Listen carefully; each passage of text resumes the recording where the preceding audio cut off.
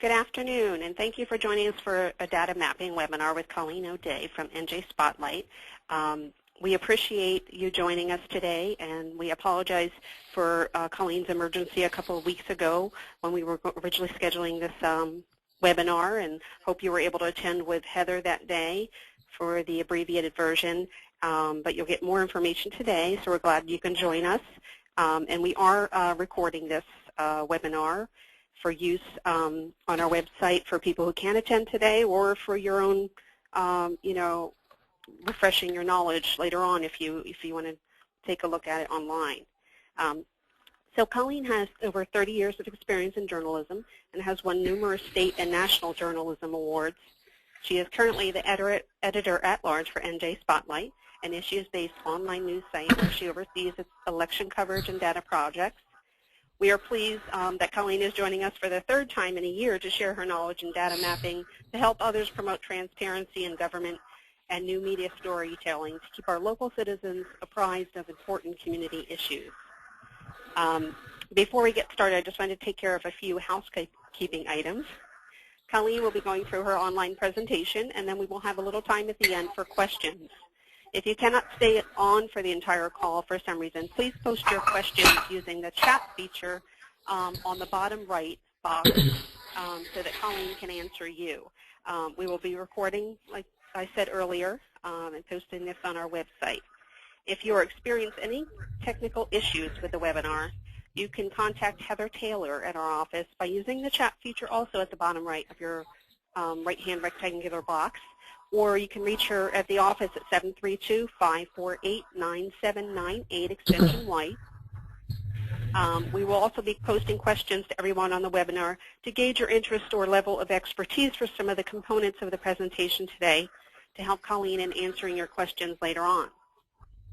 Also, I wanted to remind you that we have an excellent resource available as a PDF under the Resources tab on our homepage called Shining Light in Dark Places. It's a manual for traditional, hyperlocal, and citizen journalists on how to cover municipal government in New Jersey.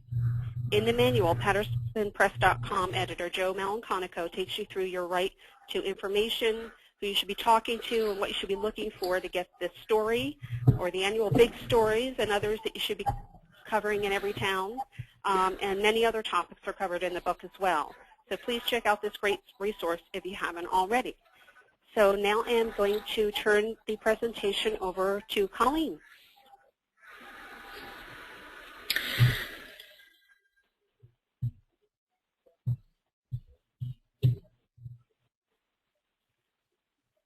Hello?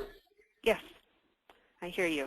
Okay, I want to make sure everybody can hear me. I don't see, it says organizer must hide poll results to enable screen sharing.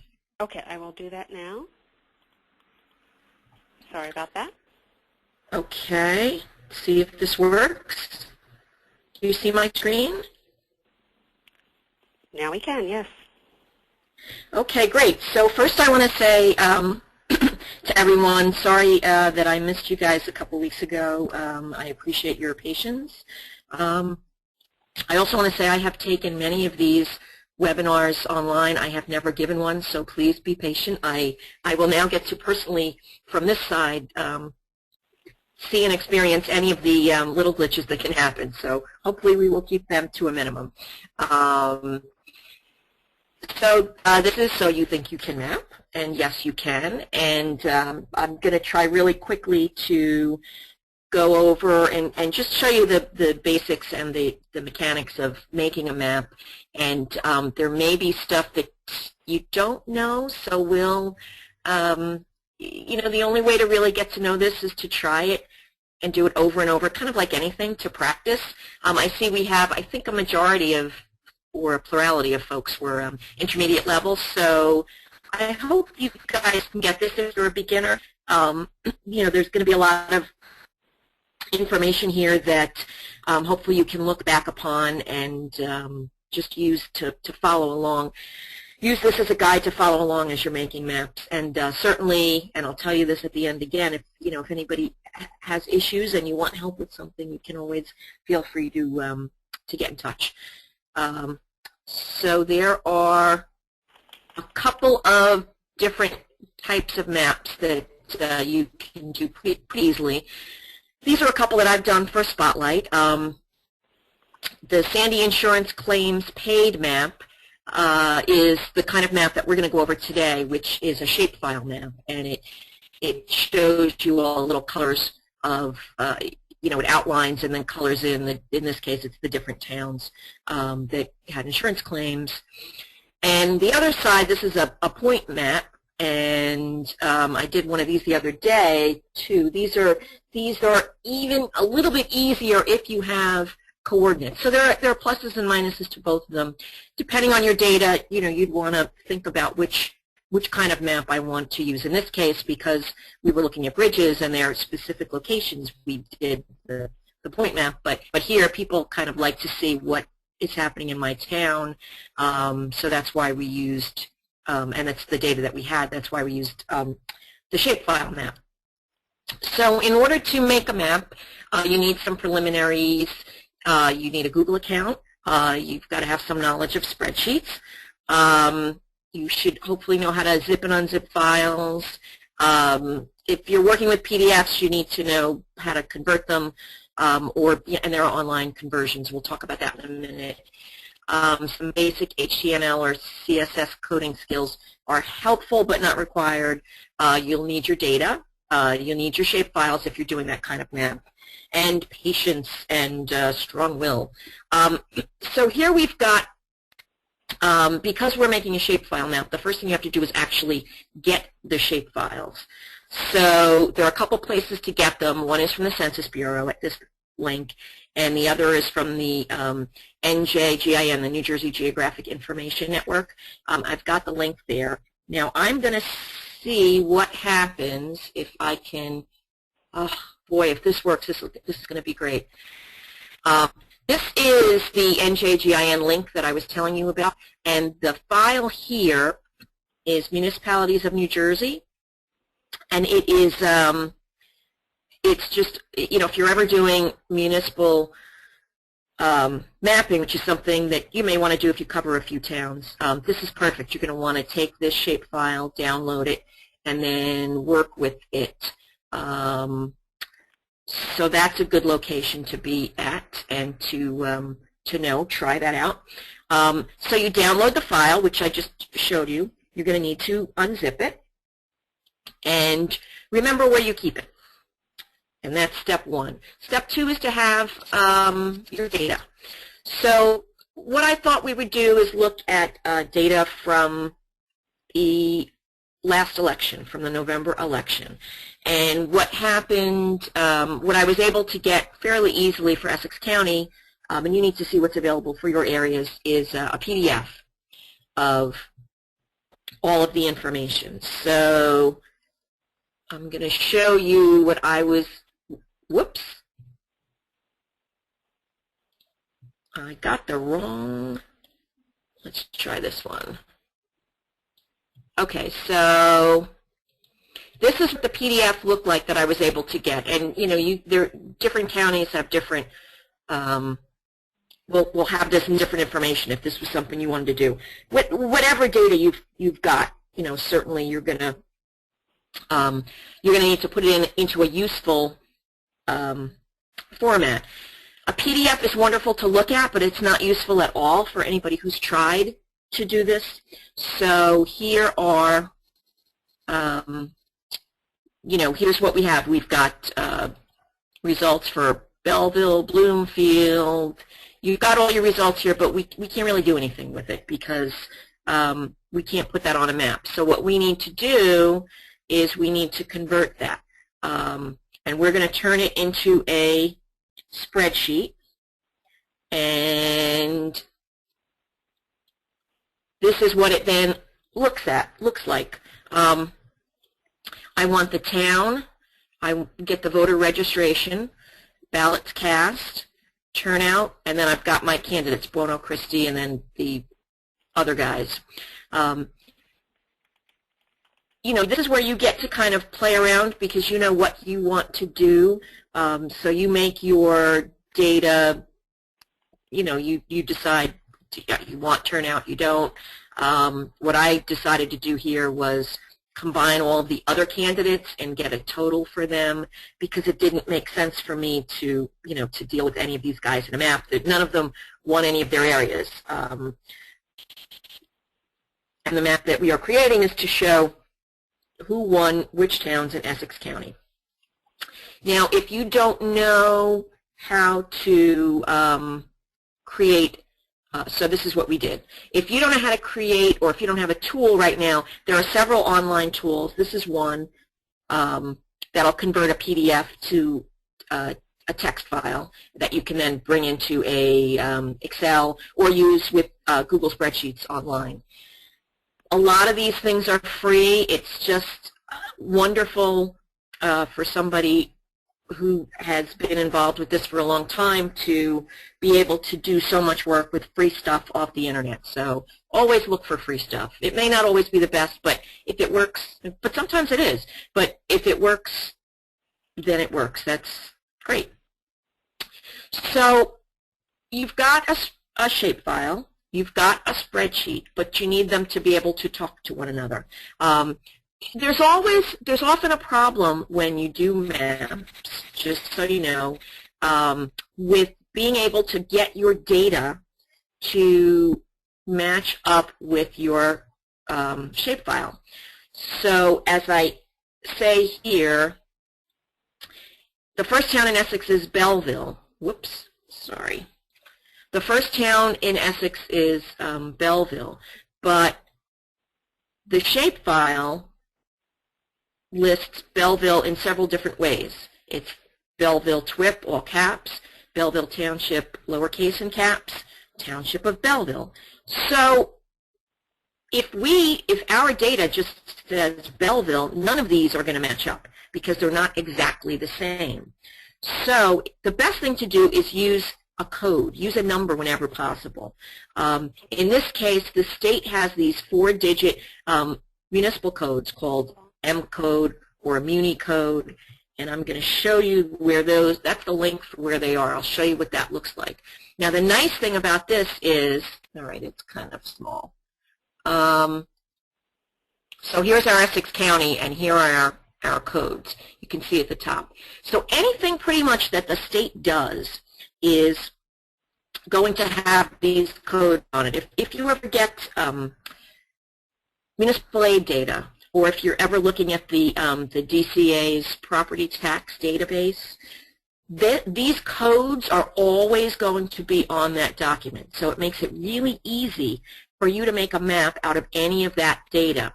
If you are using the, where was I? This file, the shapefile from the NJGIN, because this shapefile has in it already those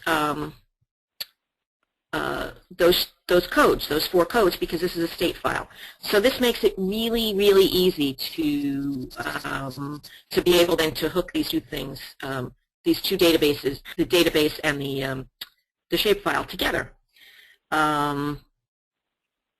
So this is something that just know that you need to know that you will need to do to make sure that you can coordinate your shapefile and your data. So you can use the Microsoft Suite if you have it and you know that. If not, you can use LibreOffice. You can also use Google Sheets. I like LibreOffice. It's free. And this program, which is LibreOffice Calc, is like the Google Spreadsheets or like the Microsoft Excel. Now, it's actually a little better to say something for Microsoft because Microsoft no longer supports what is a DBF file. The DBF file is is kind of a standard old-fashioned database file.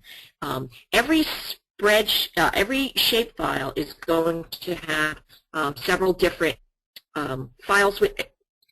Let me go back. When you download the shapefile, it's going to be a folder, and it's going to have 4 or 5 different files in it. every shapefile, which is, again, is the set of group of files, has a file that's a DBF. And that essentially is the file that tells the map how to draw the lines, those lines that we saw earlier, so that you can outline your areas. So in this case, as I was saying before, if you open up and look at the DBF file, you can see the different, how each of the different names is different. Here it's in all caps, caps in lowercase. In this case, these two are the same, but here it flips to Township of Maplewood. But here you can see that MUN, that Muni code that we talked about earlier. So this is how you know that you can take this shapefile and merge it with that file. This right next to it is also the census number. If you ever get data from the Census Bureau, there are tons and tons of maps you can make out of census data. I do a lot of that for Spotlight. I'm doing one this week, in fact, for tomorrow, looking at the foreign-born.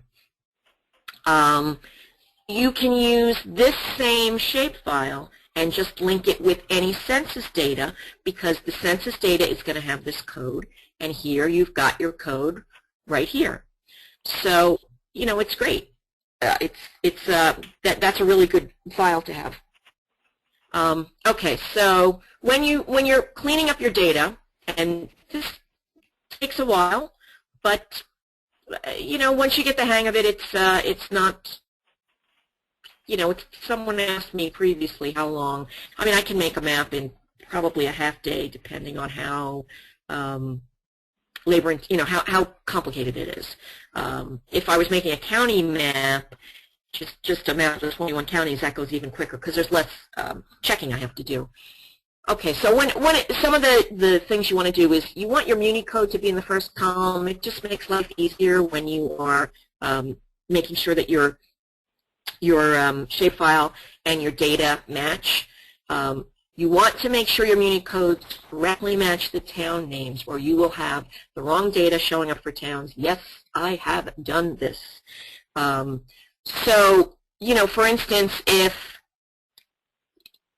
you take the Muni codes and you just sort by alphabetically by name, sometimes that doesn't work because, for instance, in Morris County, where I used to cover, there was a town called Passaic Township that decided it didn't want to be associated with Passaic City and Passaic County, so they changed their name to Long Hill. God, it's probably 20 years ago now. Well, they were in a certain order, you know, in the state coding database. They stay in that order, so their number is 1430. It doesn't come after Lincoln Park, which is where they come alphabetically. So that can get confusing. So just do you know, the first couple times you do it, make sure that you've got your Muni codes correctly matching with the names of the towns. Another thing to do is make sure you have short but understandable column names. I try to make multiple words just kind of run together. So in this case, if I wanted to do Christie results, I wouldn't put a space between Christie and results. I would have it be all lowercase, unless you want to use Google's Legend Maker, which we'll talk about a little bit later. If you have to use multiple words, please use this underscore in between. It's just a convention of using this kind of these programs. They don't like capitals usually. They don't like spaces between words when you've got your column names, and it will make things easier for you as you go along. So you need to also, you know, you've got data and you are pretty much ready to make your map. You want to think. Take some time about what you want to show, because that is going to make it easier to kind of make a map the first try. It's really easy to kind of jump into a map and say, okay, here I'm going to do, X, Y, and Z, and then you make it and you don't like the way it looks and you think, oh, no, I have to start all over again. But you might have to go back 10 steps. It's easiest to make changes in your spreadsheet before you merge it with your shapefile. So in this case, we've got the number of people who voted for each candidate. We've got voter turnout. We've got a number of ways we could show this data. It's easiest for us to do our calculations in our spreadsheet before we merge the two databases, the database and the shapefile, because after we merge them, we just have to start over from scratch. So what I decided to do was who won each town and by how much. There was a lot made, and there's still being a lot made today in Bridgegate about this alleged, would this be a historic win for Christie? And back when Kane beat Peter Shapiro, I think Shapiro won only 1 or 2 towns. And, Christie was kind of going for that, whether they will admit it or not. It seemed clear that the Christie campaign would have liked to have seen an historic win. So I said, well, let's see what happened. How close did he come? And Essex County seemed like a good place to do it because of the strong Democratic base. If Buono was going to win anywhere, it would have been Essex. So let's see what happened there. So you need to make sure also when you're doing your math that the column that you color your map by is a numerical field. The mapping programs cannot color a map based on the name Buono or Christie. So in this case, for this map, what I did was I gave each of them a number. And you want to write those things down. I always do, so that I make sure that I remember it. So Christie got the number 1, and Buono got the number 2. And you can even put a column in that says, who won, Buono or Christie, and then next to that put a column that says, the number 1 or the number 2 to make that easier. And then I calculated each candidate's margin of victory and determined whether it was small, medium, or large based on how large the margins were. You can do all this using sorting functions in Excel. Again, if you're an intermediate, if you're a beginner, take it slowly. If you're an intermediate, hopefully you know Excel, and these are the kinds of things that you can do fairly easily. So what I did then was combine my numbers to get a color by field. So if Christie won by a small margin, I made it a 1-1. If it was a medium margin, it was a 1-2, and if it was a large margin, a 1-3. And then I did the same for Buono. 2-1 was a small margin, 2-2 was medium, 2-3 was large. So I got then this was the final result that I came up with. So if you look over here in Glen Ridge, you can see Christie won 1444 to 1232, a margin of 212, and that was a small margin based on the numbers that I saw. So that got a 1 for Christie and a 1 for a small margin. I mean, if you look down here, a large margin was 8,075 votes, which Buono won in East Orange by. So that she gets a 2-3 there, 2 for Buono win and 3 for a large margin. So I have simplified my sheet too, because remember I said I didn't want all those other candidate names, so I kept in registered voters, ballots cast, turnout, Buono, Christie, others, any write-ins. I just think write-ins are kind of interesting, so I kept them in. My margin and my color by.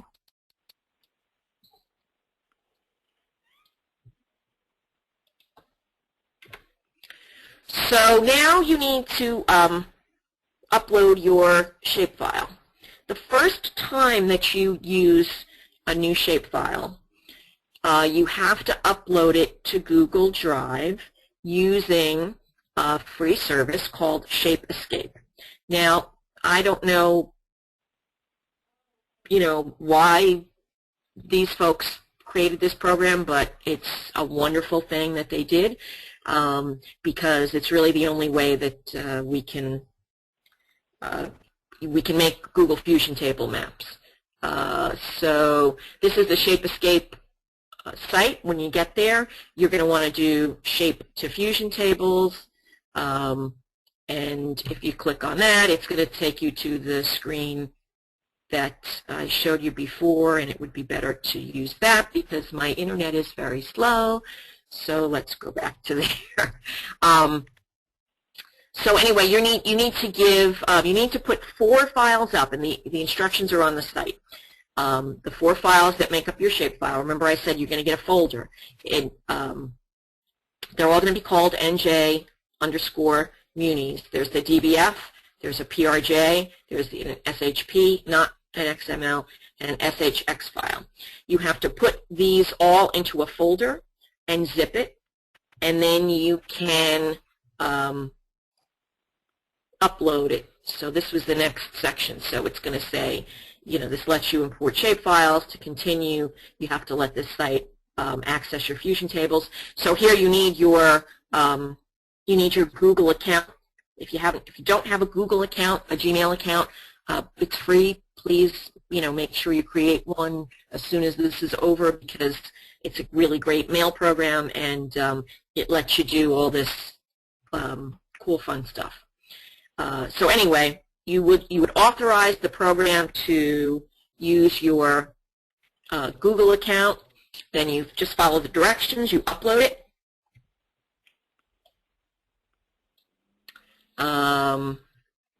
See, I've already given it permission, so it jumped right to this page for me. You would browse it and just upload. Don't worry about any advanced options. You don't need that, but as you can see here, it tells you need to have these 4 files in it. You are probably not going to need to worry about this, because this is for huge tables. Now, when you hit upload, if you notice up here, there's one person waiting in front of us. So you may have a little wait. I've had days where there have been several in front, so it may take a couple hours, but it'll get up fairly quickly for the most part. You watch it, and then once it's done, it is going to give you a link to your shapefile. And when you click on that link, you are going to see something that looks just like this. So you've got geometry. These are things that help the map to draw the Fusion Tables program to draw a map. You've got town names, county names, muni labels, muni types. So these are all the things that come in that. There's our muni code. If you'll remember, these are other code numbers. You want the, I think these are the same, but I always use the muni code just to be sure. You can navigate through this, again, if you don't know this program, using these arrows. And then here are those census numbers you've got. There are, all sorts of other funky bits of information that you may want to use at some point. You could actually draw a map now based on any of these pieces of data. And then if you wanted to see what other towns, this is just going to take you down further. So this scrolls across and this goes down. Now, as I said, you can already see what this looks like. So let's do that. Under here, this is how you would work with this data. If you go to Visualize and click on Map, this is what we call running with scissors. Hopefully it's going to not cut me, and hopefully it's going to look right. Yay! This is it. There's your map of New Jersey. Looks great. I mean, the municipalities are essentially drawn perfectly, at least as far as I know. We can zoom in. Well, that's something else that I not sure I mentioned, when you're looking at shapefiles, again, this is the perfect shapefile for towns because it has done a really nice job drawing the boundaries of New Jersey. There are some mapping programs, I don't know if you've seen them though, where they kind of get lazy and there's a big like line out here all around the state because they don't want to deal with the, you know, the kind of little edges that the coastline creates. So this is a really good shapefile to use again. And once you have it uploaded on your Google account, you can use it over and over and over again, which means that you really speed up this process of making a map quite a bit. Okay, so now you've got your shapefile up. Now you need to upload your spreadsheet to Google Drive, or if you were working in Google Spreadsheets, just make it into a Fusion table. So when you're in your Google Drive account, you want to hit Create, and you use this Fusion Tables Experimental. I'm not sure why they keep calling it experimental. People have been doing this for years and years and years. And you just do next, next, fit. You just you find your file on your computer, or you choose one from your Google Drive account, and you bring it up, and you will have a it'll look like a Google spreadsheet, sort of. It's going to look like that mapping file, that shape file that we looked at a few minutes ago before we turned it into a map.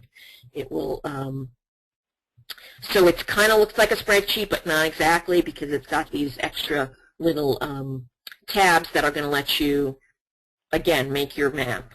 So once you have your spreadsheet open, you want to go to File, and you want to Merge, because you want to merge it with that shapefile. So when that box opens, you find the shapefile. It should be close to the top.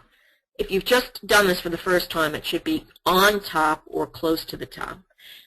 If you're using a shapefile that you had uploaded a few months ago, you know, as you make more maps, it'll kind of bump down in your list of files. But just try to remember the name, and especially in this one, it's always going to be njmuniz.shape. You can always search for the table up here by using this search box. Then it's going to, you're going to need to merge your shapefile with your results table. And remember, you're going to use that MUN code, which we created in our Essex results here, with the MUN code that was in the shapefile. It's going to show you what you're trying to merge. So this is your table. This is our table, MUN code. And when we look at the shapefile, this is the MUN code from the shapefile. Now, in this case, it's not showing us the same exact numbers, but we can see that it's a 4-digit code. It starts with a 0, at least for some of the counties. 0 number, again, until you get to a county.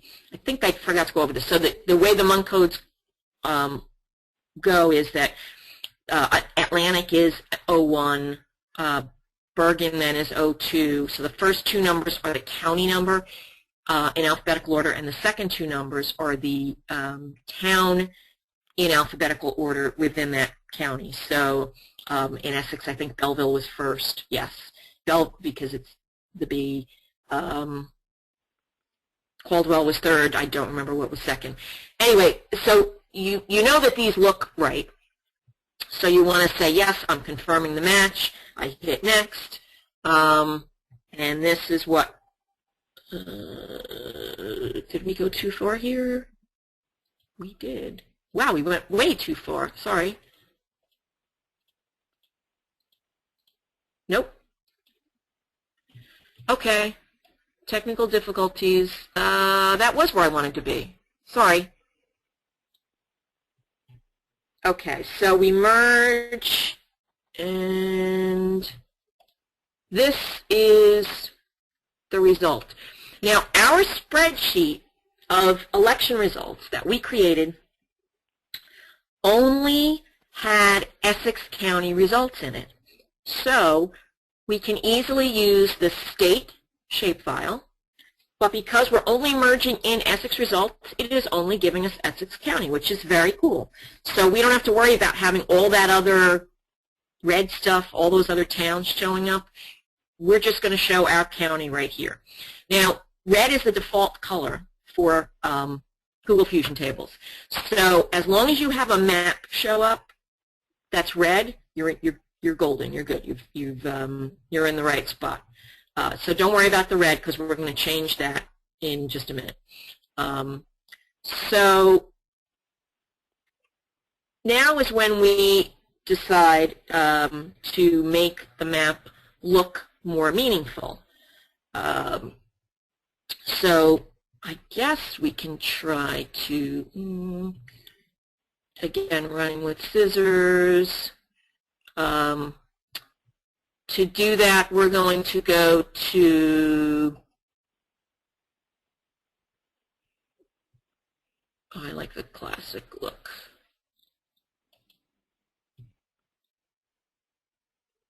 What you need to do is you need to change the map style. And again, I apologize because my internet is really very slow, so maybe we will go back to this.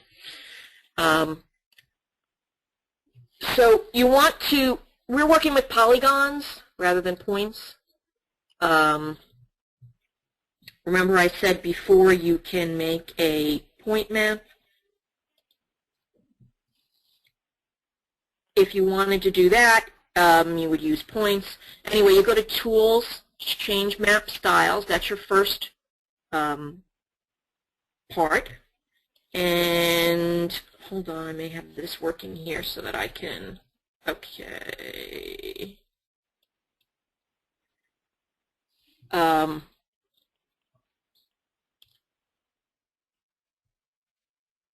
Yes, it's not working. Okay, so we're working with polygons. You're changing map styles. We're going to click on buckets, because we're making what they call 6 buckets, because we have 6 different numbers. We've got 1 1 1 2 1 3 and 2 1 2 2 2 3. And I'm just still trying to see if I can get this thing working over here so I can show you. Okay, I think I got it.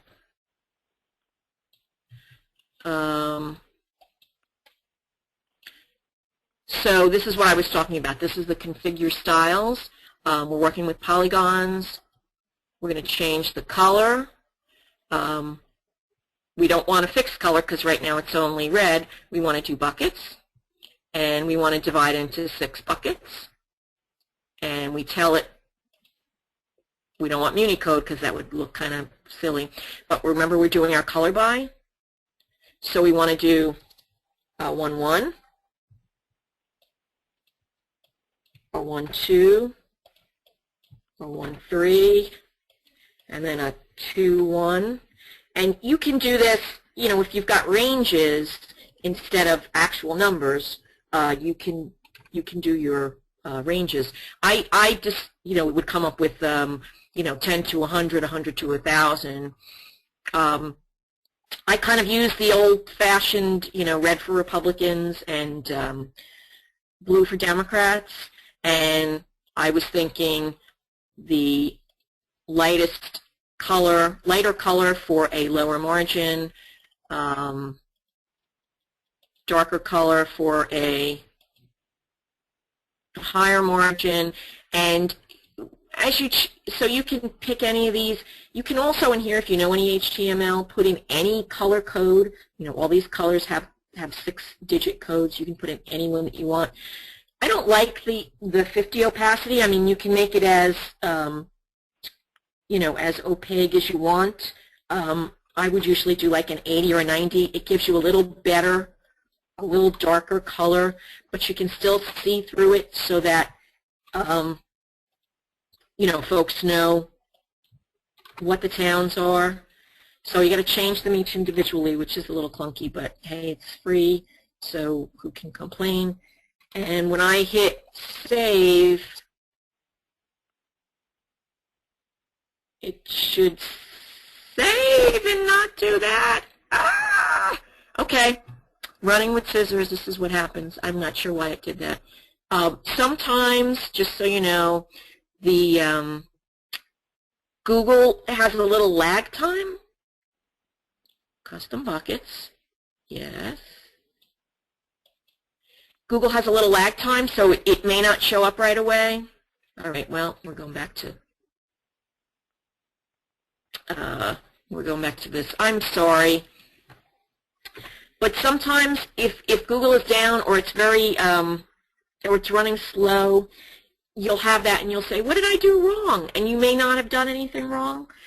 It's just that Google needs time to process this because it's getting a lot of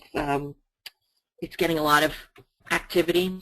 This is what it should look like when you do it right. So let's see if I have that up here in this version. Yes, this is what it looks like when it works right. So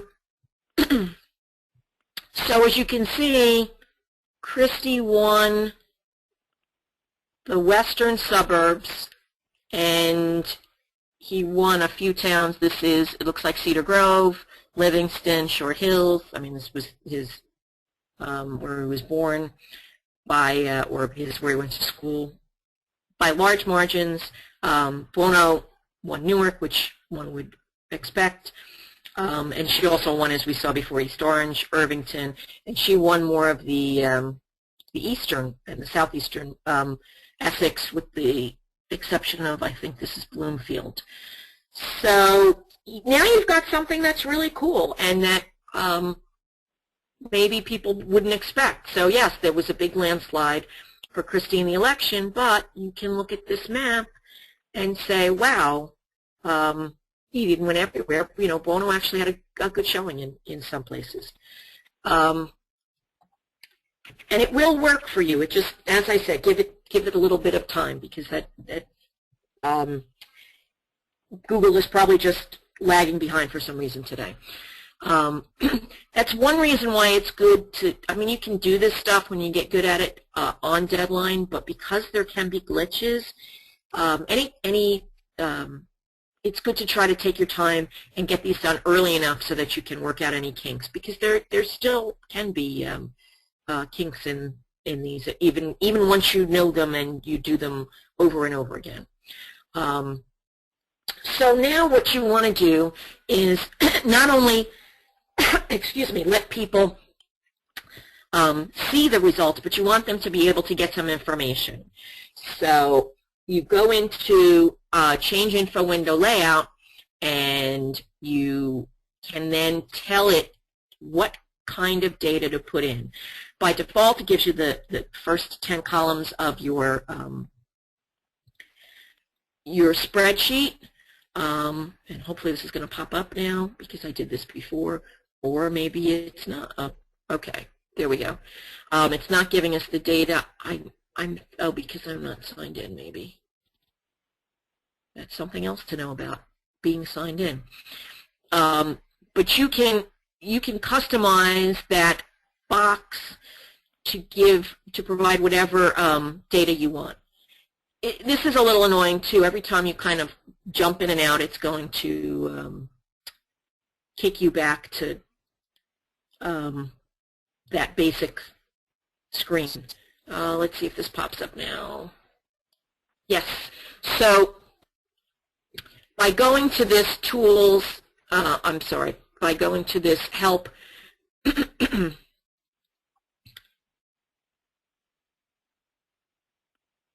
okay, and this now we'll back to classic. Sorry.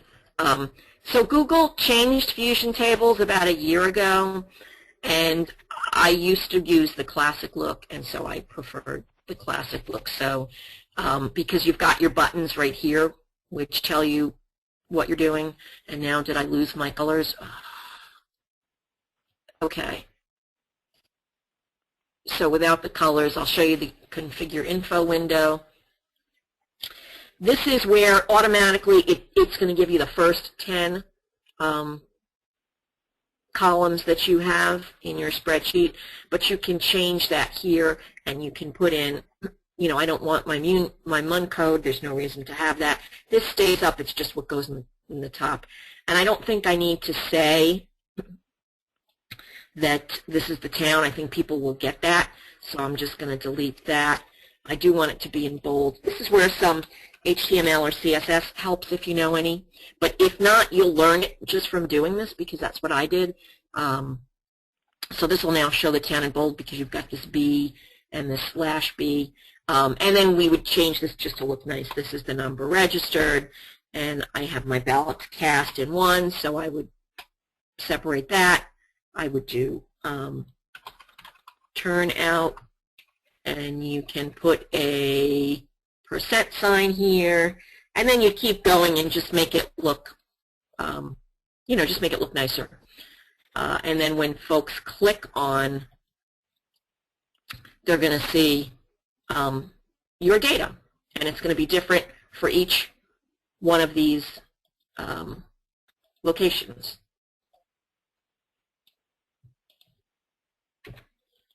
So this is again a picture of that. This is what I had made it look like: registered voters, ballot cast, and then I like to put the source in here. So I use italic, which is just putting anything that goes in between this bracket I and bracket /I is going to show up as italic, and then this is what you see. So you've got the town name, you've got registered ballots cast, you've got the %, you see the actual numbers. And if you are interested, you can actually put pie charts or bar charts down here. It takes a little bit of work, but it lets you do a lot. To get the map on your page, as you saw here, there's the share button. You're going to want to hit share, and it's going to tell you, this is what I usually do. Anyone who has the link can view. This is who can work with it now. I'm the owner. I've given Heather because we worked on this a couple months ago. You hit done. You want to copy your link, and then you can embed it. And hit done. So first you need a link.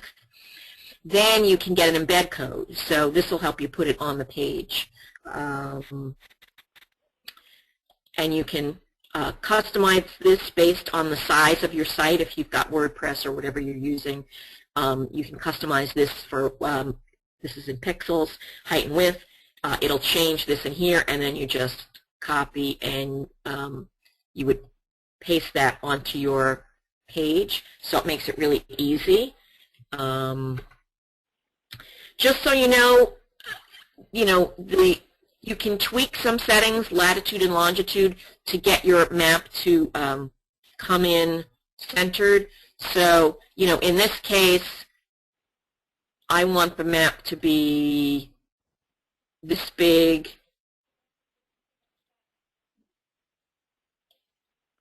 I mean, you can do this before you go, but even if you've got it the right size, sometimes when it shows up on your page, it is not centered, or it's a little too big, or it's a little too small, and then it's just a couple tweaks here in your iframe code. So you can change the width and the height.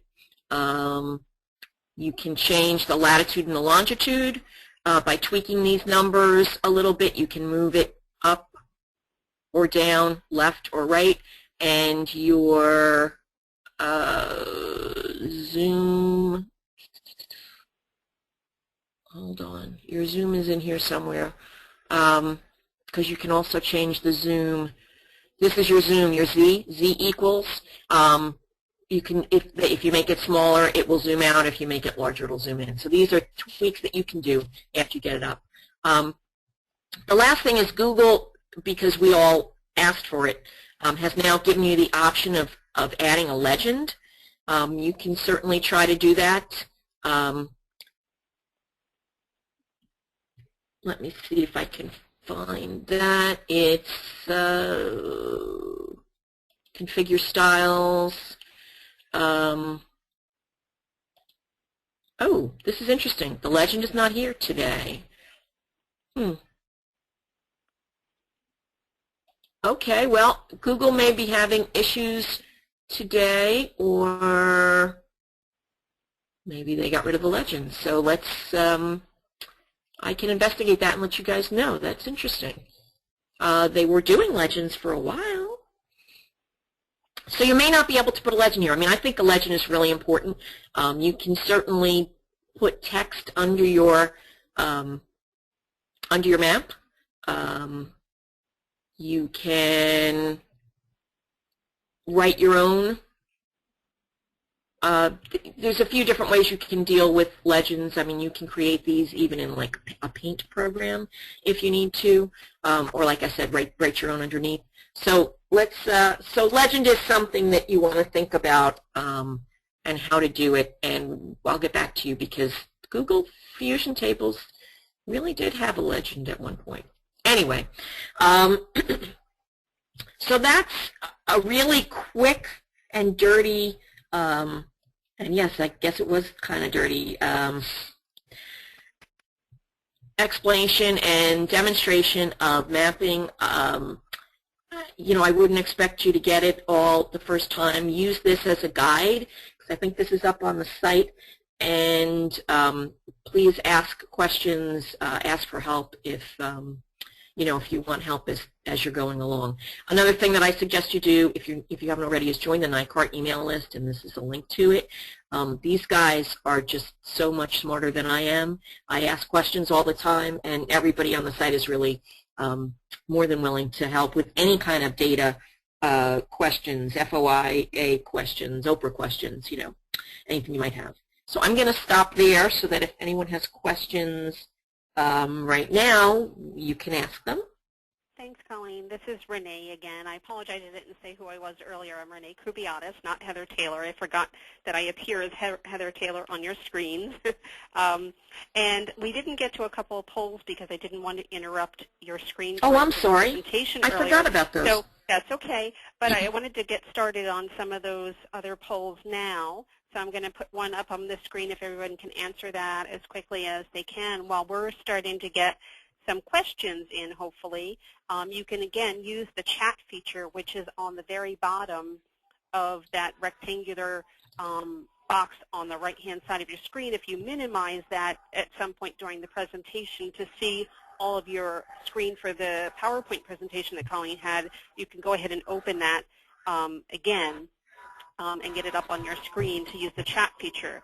We did have one person post something in the question feature instead of the chat feature that I'll just mention now. I don't know if it's a question per se, but I'll just mention it while we're waiting for the poll and for some more questions to come in.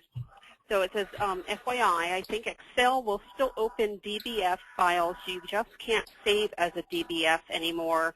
The good news is that ArcGIS can now link its DBF files directly to an Excel file, as long as there's a common variable.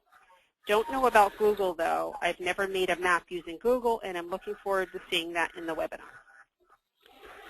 It would be interesting to map the reds that show up in otherwise blue areas and seeing who, I'm sorry, this is another comment, so maybe I should stop it if you have any comment on that first one, Colleen. Oh, I mean, that's good to know about ARC. Are you using, I guess I'm wondering, are you using ARC, excuse me, ArcView, or I used ArcView many years ago, the program that you get from Esri. It's kind of the gold standard. It's very expensive. So what I usually will use is a free program called QGIS. That's a good thing for folks to know if you need kind of a free alternative. If you've got, if you're able, like I said, ArcGIS, I guess it's called now. ArcView is the gold standard. But QGIS really does a lot, and again, it's free. I always talk about free programs because that's just great. That means everybody can really, do this kind of work. Great. It looks like almost half of the people that are on the webinar today have used a shapefile before or close to it. Great. So the next comment was, it would be interesting to map the reds that show up in otherwise blue areas and seeing who the mayors endorsed to see how the Christie strategy of mayoral endorsements worked. Boy, you are just thinking so well. That's great. I mean, and how about mapping how much money a town got in Sandy Relief based on whether the mayor is a Republican or a Democrat, and then based on whether they endorsed Christie or not. That's something else you can do. The possibilities are really limitless. And then you just want to make sure that, you think about that and think about how you would structure your columns to show that, what you can, again, you can use numbers, make the R be a 1 or a 2, and the D be a 1 or a 2, because you do need color you do need to have numbers in order to show a color on the map. But yeah, that would be a great idea. Okay, the next comment or question, Colleen, if we want to see demographics of a certain congressional district, is that information available by Muni code? CDs can divide munis. If you want to get it from the Census Bureau, yes. The Census, American Fact Finder, I think that's where you're going. The Census American Fact Finder site is just great. You can download any kind of data that you want that the census collects in just about, there are just dozens and dozens and dozens of variables that you can get. What you can do then is, if I think I know what you're asking, is, again, using a QGIS, you can get a shapefile for the census, for the congressional districts, and get a shapefile for the municipalities, and you can clip one against the other. So you could impose, your, let's say it's District 12, which is, Mercer County, Hunterdon, Middlesex. You clip that over the municipal file, and then it will cut out just those municipalities that are in that congressional district. And then you could certainly, put the information in for them and just show the municipalities within that district if that's what you're looking for. So yeah, it's a case of doing some manipulations, but it's definitely doable. Okay, we have a couple minutes left, or not quite. There was one comment to please put clickable links here, and I'm not sure that we can do that right now, but what I might be able to do is when we put this recording up on our website, we can maybe have clickable links for some of the links that Colleen used today on that page with the video for the webinar. And do you still, is the PowerPoint on your site? Because those should all be, I hope, clickable from the PowerPoint? Yes. Okay. Yes, so Colleen did a presentation on November 16th at our conference at Middlesex County College, and so that PowerPoint is still up from that conference as well. So the next comment is, hello Colleen, that was great. Have you run into data limitations? In other words, can Google Fusion handle hundreds of thousands of data points into a map? I have never made one that large. I think what the ShapeEscape site said, it was 200,000 was the maximum. Let me see if I can find that here. So I've never made one that big. The largest that I've made has been municipal or zip code. I know that you can make, for instance, the census breaks towns down, and this is one thing that I had wanted to just talk to you guys about, especially because there may be some people who cover individual towns but want to show neighborhoods. The census does break areas down in terms of block groups or blocks, and these may be smaller depending on the size of your town, and you can get at least demographic information. There's not always a lot more information that's available, but you can get demographic information for that. So that would be, I think, a great thing to do if you're, just when you're looking for something to show. I mean, even just do a series on demographics of your towns. So yeah, so for Shape Escape, it says that you can upload a maximum of 100,000 rows in a shapefile. So I think that's your maximum, but if you are able to work with a different program like an ArcView that you can use, you can make online maps directly from that, then I think you can make just about any size you want. Yeah, there's one more comment about ArcView. I used to use ArcView, finally upgraded to ArcGIS, much newer and more powerful last year. So I don't know if you have any comment on that, and then we can get people on their way after that. Oh, it definitely is, and I do have a copy of that. It's much more powerful. There is a learning curve, so but for anybody who can, again, who can afford it, or they have in the past given a free version of it out to folks. That's how I got mine, who've attended a NICAR or an IRE program. That's a gregreat way of getting it. But there's a learning curve, so just take some time. I mean, everybody's got lots of time, right? Free time to learn this stuff. But you've got to learn it, and then you've got to practice it. But you'll get it. You'll get the hang of it. Okay, just two more things just came in. Jenks natural breaks, it looks like a question. That's a way of categorizing numerical data. I'm not sure what that means. Do you? Yes, so you can. I mean, there's a lot of debate over how do you categorize? Do you use natural breaks? Do you use? I mean, I think I look. You've got to kind of. You can do some reading about it or think about it. I usually will look at the data and see either, if not natural breaks, what makes the most sense. So if there are, if it's, 1 to 100 or 100 to 1,000, it will often make more sense than, breaking at a, 98. So I try to stay close to natural breaks when I do that, but I may tweak a little bit, like I said, to get to something that seems to make more sense. Okay, and then any suggestions for how to merge data from two files when we can't find any common tokens identifying them?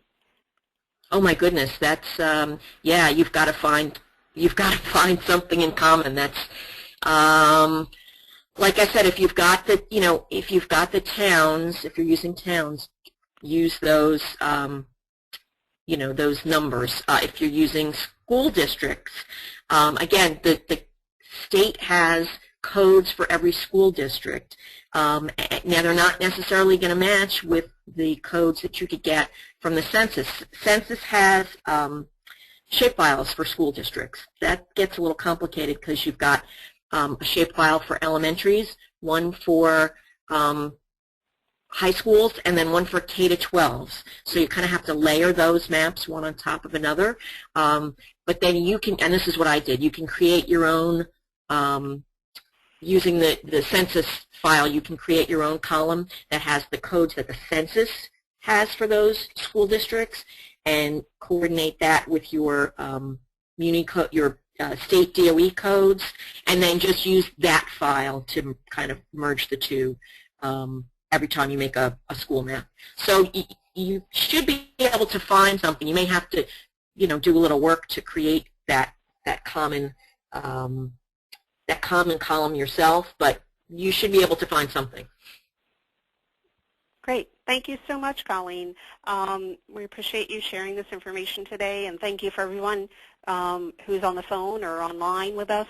Hope you learned a bit. Just two quick reminders as well. Next Thursday from 12:30 to 1:30, we have a webinar on municipal budgets. with Mark Pfeiffer and Hank Callett, which we're looking forward to, and a number of people have registered already for that. And on February 13th, we just scheduled a webinar with Saul Kursden, who runs the Roselle Park News online news site, and he's going to teach people how to set up a blog. So if you're interested in attending either of those, you can find them on the events tab on our website. Again, thanks everybody for joining us, and thanks Colleen. Thank you. Good luck everybody. Bye.